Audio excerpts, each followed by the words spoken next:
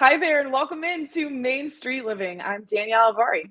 I'm Tom Gregory. I'm Cheryl Nelson. Happy to be back with you guys today. And Danielle, I see you're in a different location. It's springtime. Makes me think, are you traveling for March Madness basketball? Of course. You guys know that the other job that I work in is sports betting. So this is a very crazy time of year for me with March Madness. So I'm very excited to be out in Las Vegas, right in the thick of it. This is so much fun. And you can go to these casinos and these sports books where they have these giant screens and you can watch so many games. So it's a lot of fun. Ooh, speaking of fun and crazy, springtime, while it's pretty with the flowers, the weather's been up and down, warm and cold. Calendar, what season is it? I don't even think LA knows. I feel like we just got cold weather for the first time. February was unseasonably warm, so it's really hard to tell. But there are no seasons in New Orleans. Yes, what I do know, guys. There's only carnival, festival, and hurricane season. That is it. We've got a great show today. We do. March is Women's History Month, and we have a story that you'll need to know. Yes, we want to help you keep your health at 100. So we have some wearable technology to check out and some tips to help you sleep better, which I'll be putting into practice after March Madness. And we are talking about my two passions, travel and kittens, coming up next, calling all cat lovers, and I'm first in line.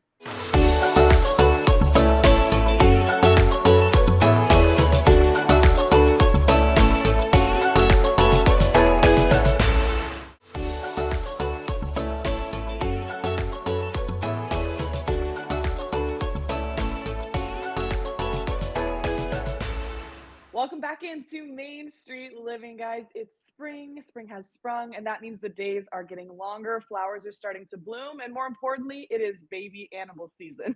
Oh, it's my favorite time of year, Danielle, and animal shelters all across the country are about to meet a lot of new baby critters and plenty of kittens that will need special care. Jackie Noble with the San Diego Humane Society is here with the details. Jackie, I am the resident cat lady. I've got 4 rescue kitties, and I am all about this. And if I were in San Diego right now, I'd probably adopt all of the kittens. So, thank you for joining us today. Of course. Good morning. Yes, we are heading into kitten season, and we just, in the past couple of weeks, have started to see the kittens come in. So I'm excited to talk to you all about kitten season and the needs we have here at the shelter. So tell us a little bit about the San Diego Humane Society's Kitten Nursery, how it came to be, and why it's so special. It sounds like heaven. The Kitten Nursery is truly a magical place. It started in 2009, and it was the first of its kind in the country. And through the nursery and our accompanying foster programs, we're able to provide care for several thousands of kittens every single year that potentially wouldn't have anywhere else to go without this facility and without our fosters as well. So each year we have over 1,000 kittens enter through the nursery doors, orphan kittens, kittens with their moms, and we have a team of caregivers and volunteers that provide care for them and do the really life-saving work here in our building. You talked about the fostering a kitten. What does that entail? How do you become a foster?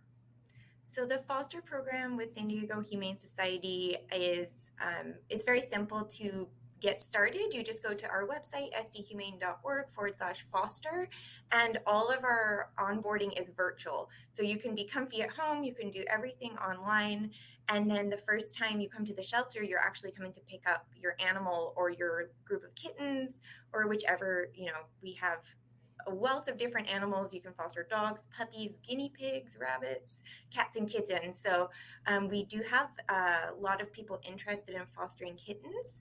They don't take up much space, and there's a lot of different types of assignments. You can bottle feed around the clock. We have some really dedicated fosters that wake up every few hours and bottle feed kittens. We have fosters that specialize in taking in the moms with their babies and giving them a safe place to raise their kittens. And then we have fosters that socialize the older babies too. I actually have, I don't know if you've been hearing the mews by my desk. I actually brought a couple of tiny. Oh my goodness. Oh my gosh. Oh my gosh. Little friends. Oh, and it's a little calico.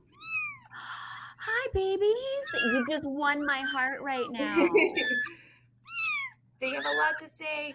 So these are current residents. I'll pop them back down. They're automatically quiet. They're a couple of our residents here at the nursery right now.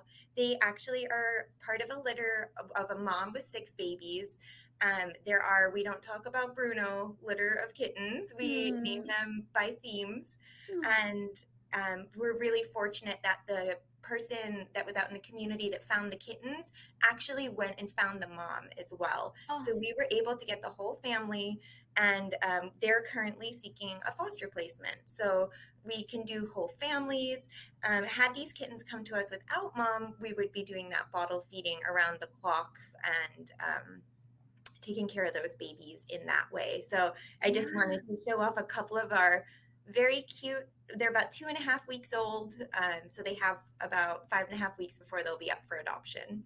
Oh my gosh. And it's so crucial to have fosters because when you have to bottle feed a kitten, as you said, it's around the clock every few hours. And so it's so important for the life of these babies, especially when they don't have a mom anymore or somebody where they can go and feed naturally from a cat. So you're also holding a virtual kitten shower to let animal lovers easily donate supplies that will be needed for all these kittens because I know the supply list is endless. So tell us about the shower and what those needs are. So we're really excited. In springtime, we do host a kitten shower. We started this back in 2015, and it's been a really amazing way for the community to get involved. And no matter where you live in the country, you can donate because it is virtual. It's a virtual kitten shower. So we have an Amazon, Walmart, and we also have a Target registry. And you can go on and you can select from various different items. To put things into perspective, with the thousands of kittens we have in our care throughout the year, we can go through 5 pounds of kitten formula in just one day in the kitten season. So if you can donate some kitten formula, that really helps us with those orphan kittens.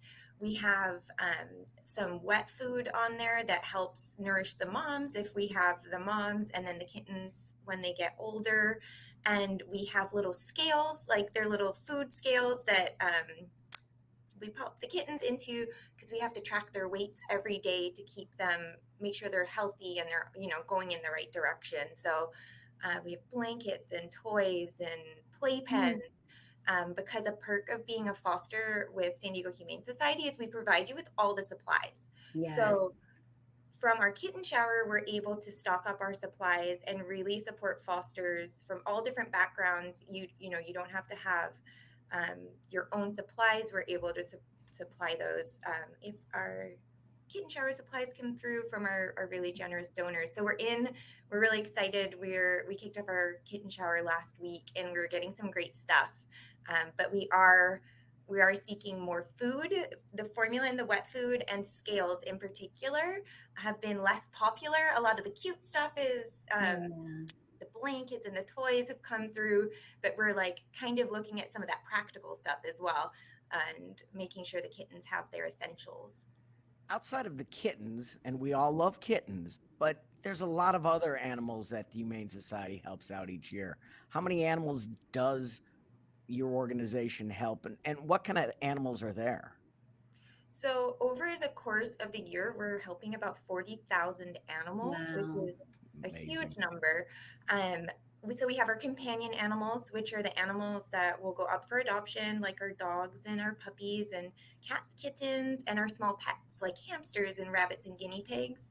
But additionally, we have Project Wildlife, and they support the sick and injured wildlife that are found in San Diego. So they're starting to get in baby bunnies and opossums, and I saw some tiny baby gophers the other day that are getting around the clock care with Project Wildlife's team. So they have just had their shower, which is still up and active as well, and they're seeking supplies. So whether it's a companion animal like a cat or a kitten, all the way up to bears and coyotes. I love that. You guys are doing so much stuff, and it's so important to not only help companion animals, but also the wildlife. Oh, I love this all. I could talk to you all day, but we got to wrap things up here. So quickly before we go, again, how can our viewers get involved and participate in your kitten shower and help the animals? Just check out sdhumane.org/kitten shower. You can check out all the registries. And before I sign off, I'll give you one last peek. Oh, I can't handle it. The little lives you'll impact by Oh, making a donation and babies. supporting us. So oh, look at that. Oh, Adorbs. Thank you so much for sharing all yeah, the thank you. kittens. Oh, they're so cute. Look at them crying. ah, Oh, have you had enough, Cheryl? Or you want I'm more crying kittens? now. I want them. Thank you so much. Up next, a remarkable woman paving the way in tech right here on Main Street Living.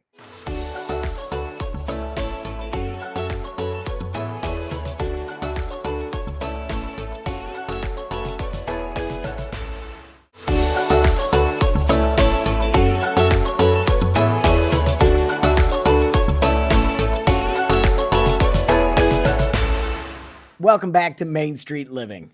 We all need someone to look up to and show us a path towards our goals, especially if that path isn't always clear. Absolutely. And Karen Ahern is on a mission to show her students that if they choose, they can have a bright future in a technology career.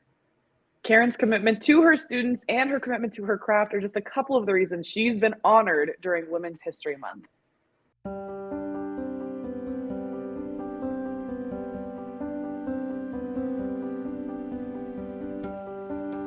The biggest impact I would like to make for my students is I want them to realize their full potential and understand that as long as they have a work ethic and focus that they can achieve, they can take on careers that might have seemed inaccessible before, like technology, for example. I mean, there's a lot of opportunities out there, and I just want them to have a great life. I think she deserves to be featured during Women's History Month because she's a very passionate and dedicated woman. And as a result, she's been very successful. And I think that other women can look up to her story and pull or take inspiration from it. Karen makes an impact on her students by being a positive role model, by setting good standards, by respecting their opinions, and making sure that they know that she truly cares about their success here at CSN. I would say the way she teaches is what I enjoy most about her classes. I'm a very hands-on student. I like to, see it up close and personal. I like to touch components, and so I feel like she does a very good job of integrating different learning styles into her lecture. We have a lot of students here that are first-generation college students. They come from a really diverse background, so it's great when they don't realize that they can learn technology and be a computer technician or a systems admin. Her passion for teaching and being a part of the industry is really important because she paves the way for students' success. So her leading style, her teaching style makes her uniquely qualified to have positive impact on a student's success. She's definitely impacted me by way of the knowledge and guidance she brings. More than just her being a professor, she's also a mentor. And so I'm able to, ask her about certain things related to my personal goals, and she's able to give me tips or advice about how I should move to be successful.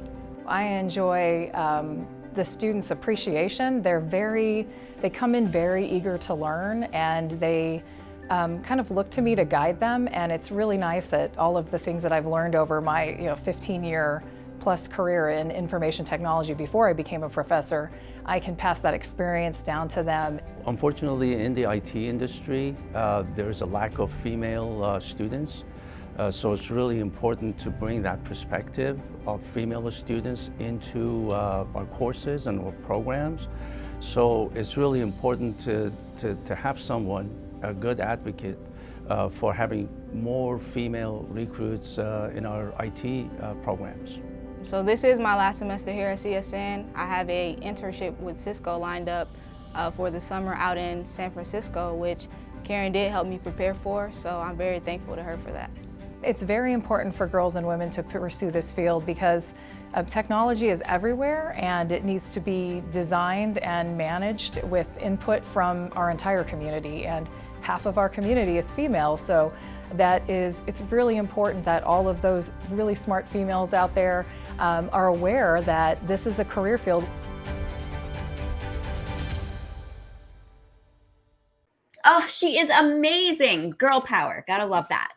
Absolutely love that for Women's History Month. Next up, though, a new way to take your health into your own hands.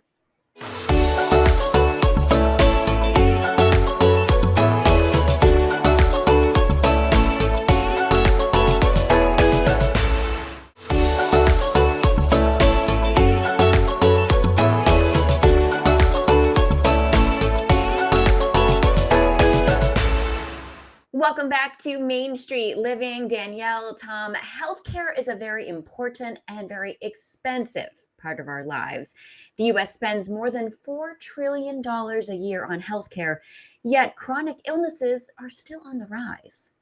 Yes, we have Dr. John Mastrototaro with Movano Health here. He's trying to reverse that trend by giving us more information about our own health. Welcome to the show, Doctor. Thanks so much for making the time for us. Thank you very much for having me. So, as Cheryl just mentioned, America spends a lot on healthcare, but it's still one of the sickest countries in a lot of ways. How does that add up?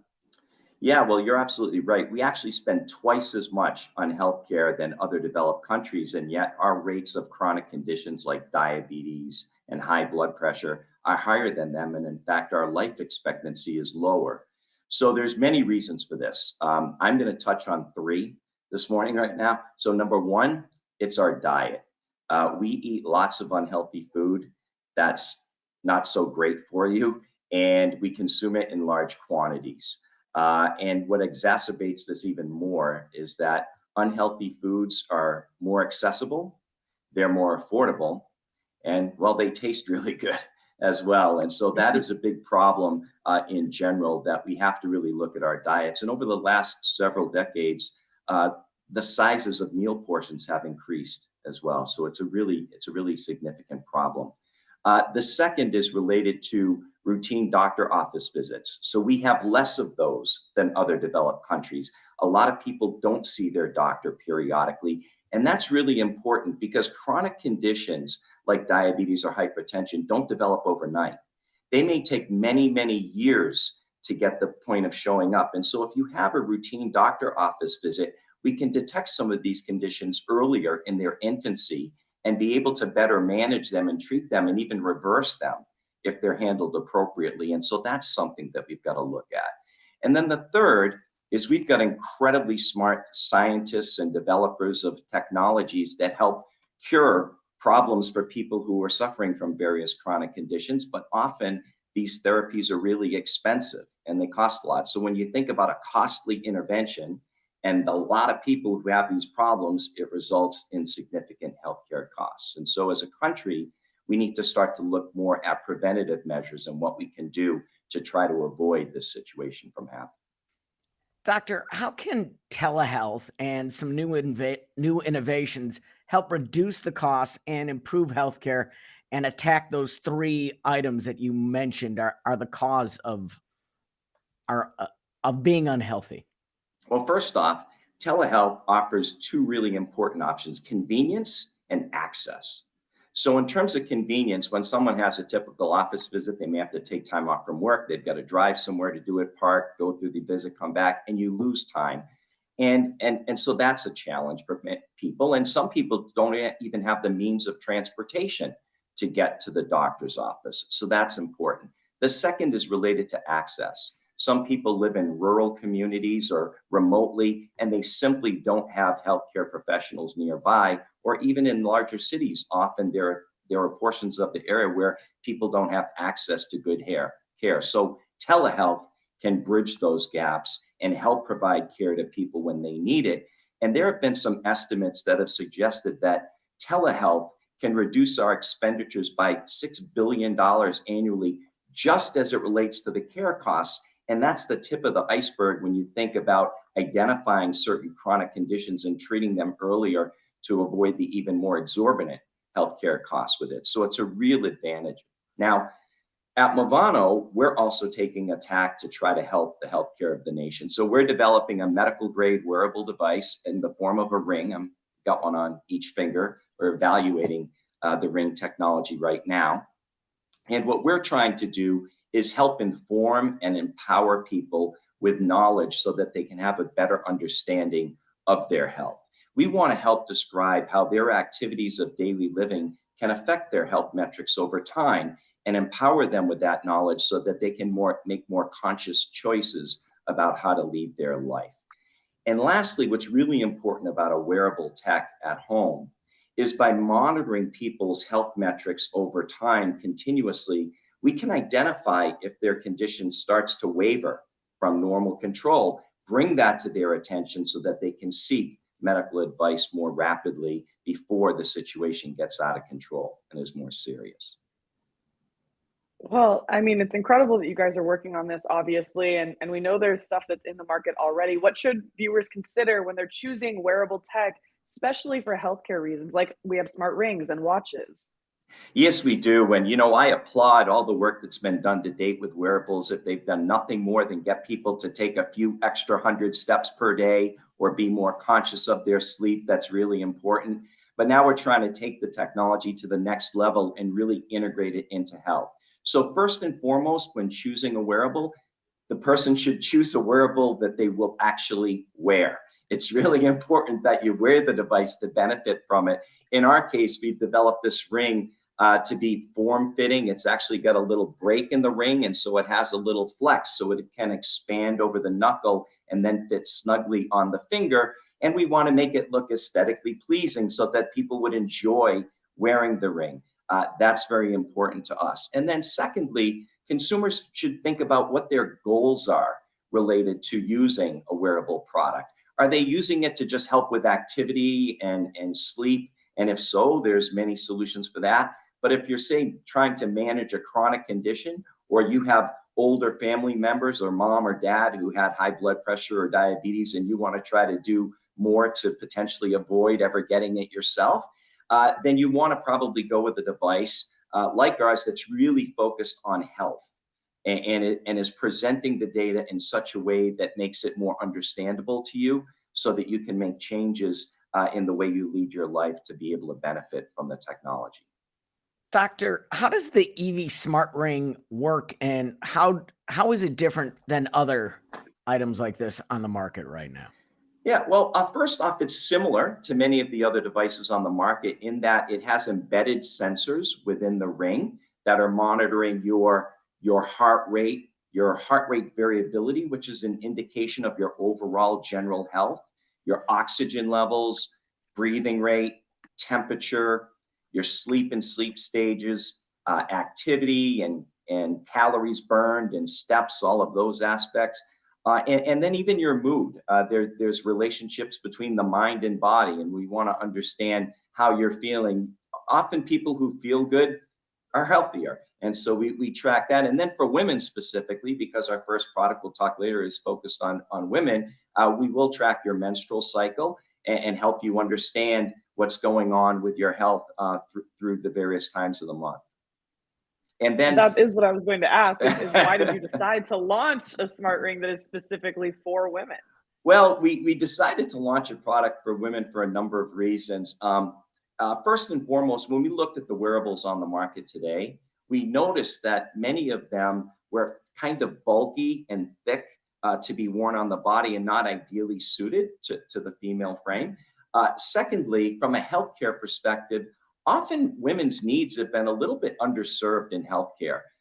Women present symptoms often to doctors, and they're sometimes misdiagnosed or even dismissed in healthcare. And so that's a little bit ironic because women are often the CEOs of healthcare for families, and they influence 86% of the spending in families for healthcare.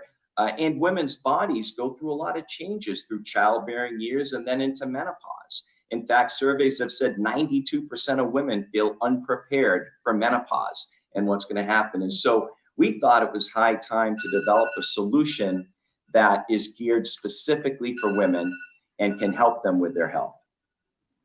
Doctor, how can they always emergencies? He's a doctor. That phone's going to ring. Doctors, we have taken a large step in the last 30 years from mood rings to your ring. How can viewers get more information? So viewers can get more information about our ring, which we're launching this summer at eviering.com. And there's a lot of future innovations as part of this technology. We hope in the future to also measure blood pressure and glucose. And we are a medical device. We have clinical trials that we're conducting through the FDA process to demonstrate the accuracy and validity of the data that we're providing, so you can trust the information from this product. And we're really looking forward to the future and being able to get out there and help people as they go on their life's journey. Well, thank you so much, Doctor, for joining us. Thank you for helping. And look up that information if you're interested in the how do you say it again? Evie ring? Evie ring. Evie? Evie ring. Evie ring. Way more than a mood ring. Up next, we take it to the streets on Main Street Living and discover some hands-on career options for students.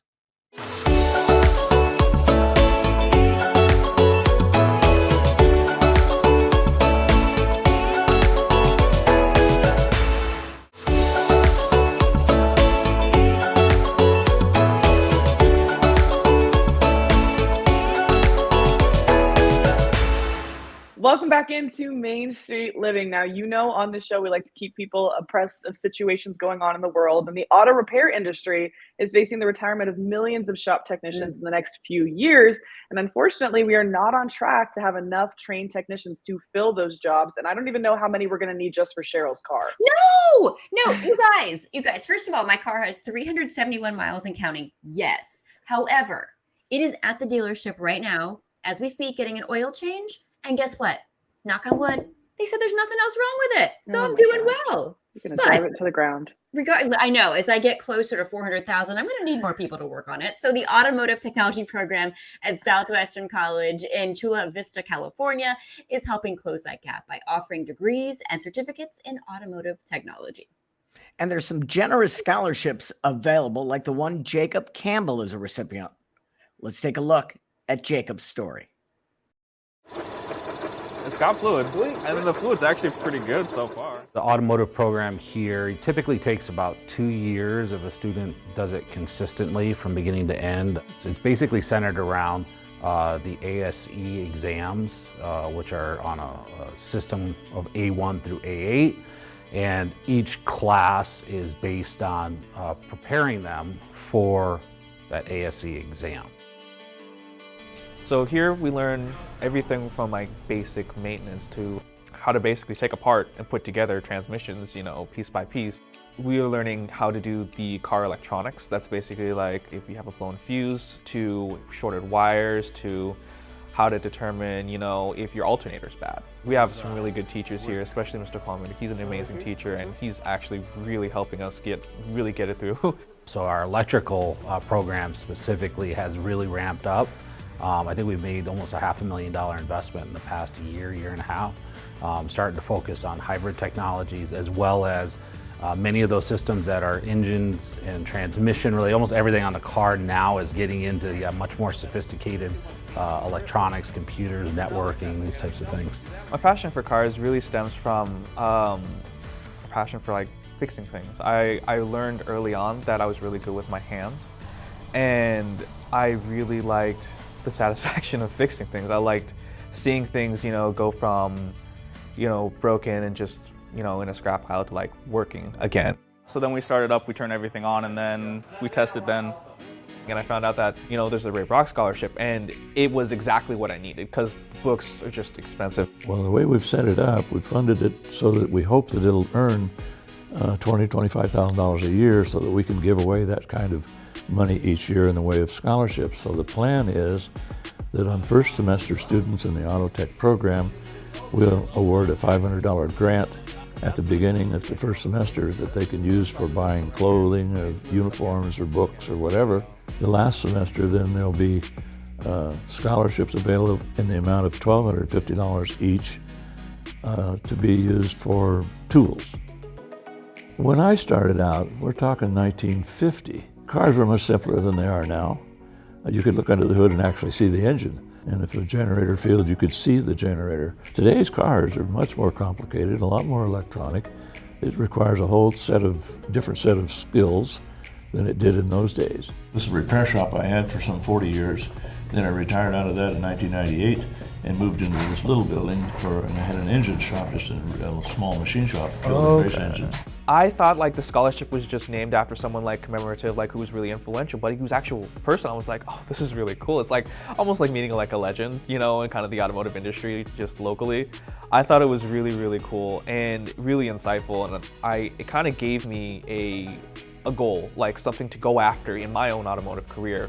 I was doing a lot of engines for the McMillan family, McCorkey and that bunch. And so the engines became more and more powerful as the years went by, 500, 600, 700 horsepower.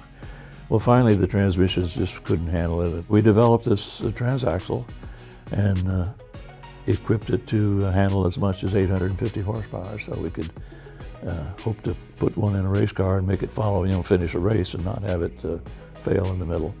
And we've sold lots of them, 50 some of them actually. I managed to get a job at the place where I'm working at now, Bonita Point Auto Care, and I'm learning so much. The guys there are like super smart and they know exactly what they're doing every single time. And in my experience of teaching students now for over 20 years, it's the students that are involved in the industry while they're in class that really make a great connection, because while they're learning it, they're practicing it, and so it really ends up serving itself well. I'm just really excited about the program here at Southwestern, bringing in manufacturer support, bringing in new equipment, and kind of where we're going and the opportunities for these students is going to be worthwhile. Am I nuts? Oh, yeah.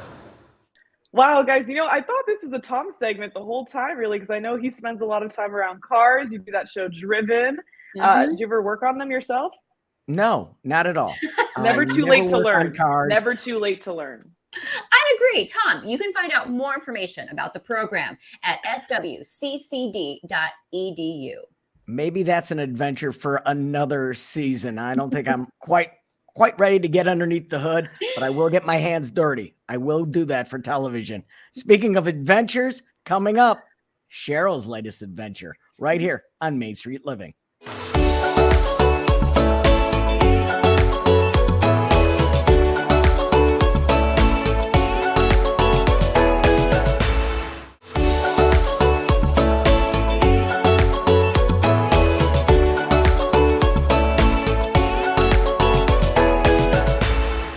Welcome back to Main Street Living. Earlier in the show, we were all kittens all the time, which was all Cheryl, our resident cat lover. Yes, and the other thing that Cheryl loves almost as much as cats is traveling. And I know you just came back from a pretty incredible adventure, and that last year you went through a very scary illness for all of us, especially for you. So I love that you're calling this your Illness Redemption World Trip. When did you start planning it, and how did you choose your locations? Oh, thank you. I started planning it last April from the hospital bed. I said to my husband, if I survive this illness, I want to see the world. I want to live like there's no tomorrow and just do whatever. And that's what I did. I started planning a 3-week trip. My husband said, since we're already going here, why don't we just go around the whole globe and do it? And so I traded my hospital bed for a Delta One lay flat suite bed. Okay. I flew 14 and a half hours in style to Tokyo, Japan. I used my Delta Sky Miles for that. And it was an amazing ride over there. Your first stop was Japan. Mm-hmm. What was the most memorable moments there? Japan is so clean. It's modern. The people are so kind. It's beautiful. I could live in Tokyo and half the stuff is in English. So it was really cool to see all the temples and everything. Lots of history and culture and sights. One thing my tour guide did was took me at one of the temples to get my Japanese fortune.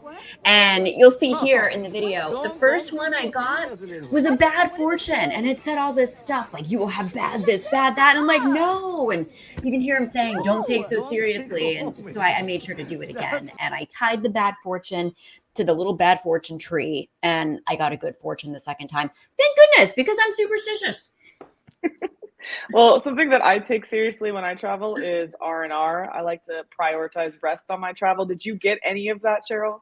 So I did. We flew to Singapore next. I ran around Singapore, saw Gardens of the Bay, Marina Bay Sands. It was beautiful. Went to Indonesia. That was stunning. Took a mangrove tour. Got a massage in Indonesia, so I got some R&R. And then we boarded a Royal Caribbean cruise ship. So I got a lot of R&R and laying around by the pool there, which was fantastic. But guys, one of the most interesting things was I went to a magic show on the ship. And the magician felt my energy in the front row, called me up to be his guest in a magic trick. And look, he made me float. I was literally levitating, and I don't know how he did it. I'm still trying to figure it out. I remember when I saw this video, Cheryl, I was amazed. Yeah. Magicians don't give out those secrets. Oh, right? no. What continent did you visit next, and what did you think was special about that, Cheryl? So we went from Asia to Africa. Always wanted to do a safari tour. Went to an elephant sanctuary and monkey sanctuary first. I got monkeys on top of me, on my head. I got to touch them. They were so cute, and I got to touch the elephants. It was really cool. And then we drove up to Kruger National Park and we went on an actual safari. Saw elephants, saw giraffes. We had zebras walk right up next to the car. So many animals. And guys, I was in absolute heaven there. This trip was amazing. Now, and obviously can't be condensed into this short time. So where can people learn more about your illness redemption trip?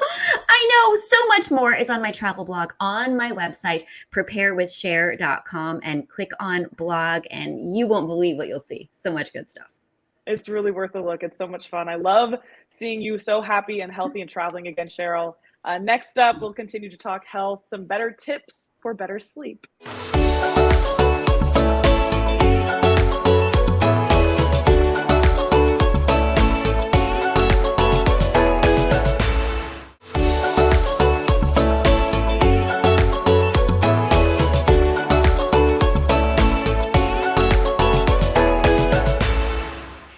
Welcome back to Main Street Living. We are all busy these days, and too often it seems like there is just not enough time for a good night's sleep. Plus, the recent time change can really throw a wrench in your schedule. Yes, which is really unfortunate because professionals are telling us that getting enough sleep is just as important to our health and well-being as exercise and eating a well-balanced diet. Well, Jim White has some tips on ways you can make sure you're getting enough rest. So take a look. And I'm going to take some notes. Hi, I'm Jim White, registered dietitian, exercise physiologist. Today I'm going to give you tips on how to sleep for good health. The National Sleep Foundation recommends that the average person gets 7 to 9 hours of sleep a night. However, the average American only gets 6 hours of sleep a night. Now you may be wondering, what's the difference in 1 hour less sleep? By only getting 6 hours of sleep, long-term you increase your risk for heart disease and diabetes. Follow these sleep tips to get you on a better road for healthier sleep. The first tip for better sleep is to create a great sleep environment. What I recommend is cut off all of your electronics 1 hour before you go to sleep. Also, keep your temperature on about 68 degrees. My next tip is to limit your caffeine to 10 hours before bedtime. It takes your body about 10 hours to absorb and eliminate it out of the body. So I'd recommend to drink your teas and coffees first thing in the morning. My next tip is to limit alcohol before bed. While alcohol can put you asleep, it has a rebound effect in the middle of the night. So try to reduce your intake for 1 serving for women and 2 servings for men 3 hours before bedtime. Another great tip is to avoid long naps during the day. It's okay to get a nap that's less than 30 minutes, but anything over that, it's going to make you not as tired and you may wake up in the middle of the night. So cut those sleep times to 20 to 30 minutes in the middle of the day. My last tip is good nutrition before bedtime. The worst thing you can do before bed is having a big meal. This can lead to reflux in the middle of the night. If you are going to eat, I recommend a high protein snack, such as peanut butter and apple, a glass of milk, cheese and nuts, or yogurt and berries. By following these tips, it's going to set you up for good sleeping habits. For more information, go to jimwhitefit.com. I learned some stuff there, but no caffeine 10 hours before bed? 10 hours? Impossible. It's just impossible because we all live on caffeine, don't we? Mm-hmm. You can find out more tips for staying healthy and fit at jimwhitefit.com. And straight ahead, we have more Main Street Living.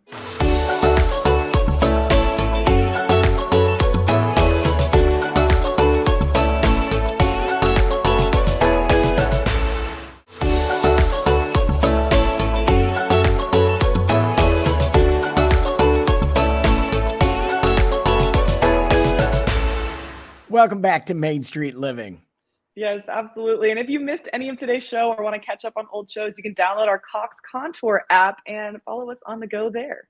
Make sure you do that. And don't forget, we have new episodes of Main Street Living Mondays at 9 p.m. local time. So join us then, because it's always fun when we take another stroll down Main Street.